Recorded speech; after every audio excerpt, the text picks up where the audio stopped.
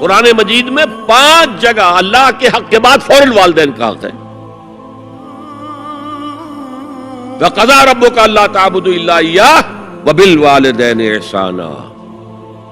تیرے رب نے فیصلہ کر دیا ہے کہ اس کے سوا کسی کی بندگی نہیں کرو گے اور والدین کے ساتھ نیک سلوک کرو گے. اللہ کے حکم کے بعد، اللہ کے حق کے بعد والدین کا حق ہے. سورہ لقمان میں انشکر لی ولوالدیک، شکر ادا کرو میرا بھی اور اپنے والدین کا بھی. اور سورہ بنی اسرائیل میں تو کیا تفصیل آئی ہے. اما یبلغن عندک الکبر احدہما او کلاہما فلا تقل لہما اف ولا تنہرہما وقل لہما قولا کریما واخفض لہما جناح الذل من الرحمۃ وقل رب ارحمہما کما ربیانی صغیرا. اگر تمہارے والدین میں سے ایک یا دونوں تمہارے پاس بڑھاپے کی عمر کو پہنچ ہی جائے، انہیں کبھی اف تک نہ کہنا، دل نہ توڑنا ان کا، چھاتی چوڑی کر کے بات نہ کرنا، ان سے کندھے جھکا کر بات کرنا، ادب سے گفتگو کرنا. قل لہما قولا کریما واخفض لہما جناح الذل من الرحمہ، اپنے کندھوں کو جھکا کر رکھنا. اور پھر کہنا، اللہ سے دعا کرنا، رب ارحمہما کما ربیانی صغیرا، پروردگار میرے ان والدین پر رحم فرمائیو جیسے کہ انہوں نے مجھے پالا تھا جبکہ میں چھوٹا سا تھا. تو خاندان کے نظام کو مستحکم کرنے کے لیے 3 ڈائمنشنز ہیں. جیسے ایک کمرہ ہے، چوڑائی ہے، لمبائی ہے، اونچائی ہے. پہلے تو شوہر اور بیوی کے درمیان بانڈ آف لو. اب یہ شوہر اور بیوی پیرنٹس بن گئے ہیں، والدین بن گئے، اولاد آ گئی. سیکنڈ ڈائمنشن ایڈ ہو گئی، ادب، عزت. اور بہن بھائی ہے، اخوت، جس کو کہ وہ کہہ رہا ہے جی ویلز بھی، فریٹرنٹی، خاندان کا ادارہ مستحکم.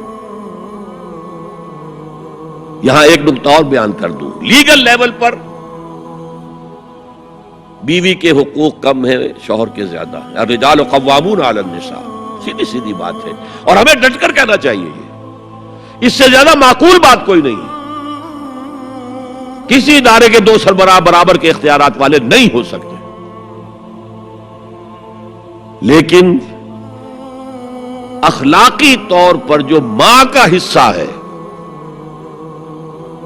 باپ کا حصہ اس سے 1/3 ہے.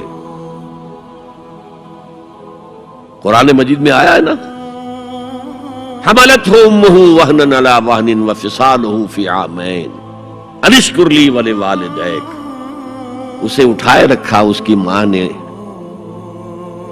اپنے پیٹ میں، کمزوری پر کمزوری جھیل. کمزوری تو ہو رہی ہے، اس کا خون چوس رہا ہے اندر، جھونک جو ہے وہ چوس رہی ہے خون اس کا. اور سب ماؤں کو تو اتنی نرشمنٹ موجود نہیں ہوتی کہ آپ پریگننسی میں اس کے لیے ضروری نرشمنٹ فراہم کر دیں. وہنن علی وہن، کمزوری پر کمزوری جھیل کر بھی اپنے پیٹ میں اٹھائے رکھا.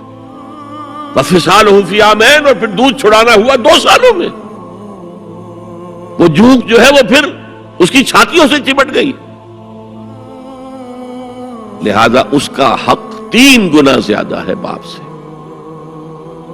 ایک صحابی حضور سے پوچھتے ہیں، حضور میرے حسن سلوک کا اولین مستحق کون ہے؟ فرمایا تمہاری والدہ. پھر پوچھا ان کے بعد کون؟ پھر کہا تمہاری والدہ. پھر پوچھا ان کے بعد کون؟ پھر کہا تمہاری والدہ. پھر پوچھا ان کے بعد کون؟ تو کہا تمہارے والد. 3 درجے. اور یہ جو فرمایا الجنت تحت اقدام الامہات، جنت تو ماؤں کے قدموں تلے ہے، یہ باپ کے بارے میں تو نہیں فرمایا. یہ ہے ایکویشن، بیلنس. اسلام قسط کی بات کرتا ہے، انصاف کی بات نہیں کرتا. انصاف تو یہ کہ آدھی روٹی ادھر دے دو، آدھی ادھر دے دو. انصاف ہے، یہ اچھی چیز ہے.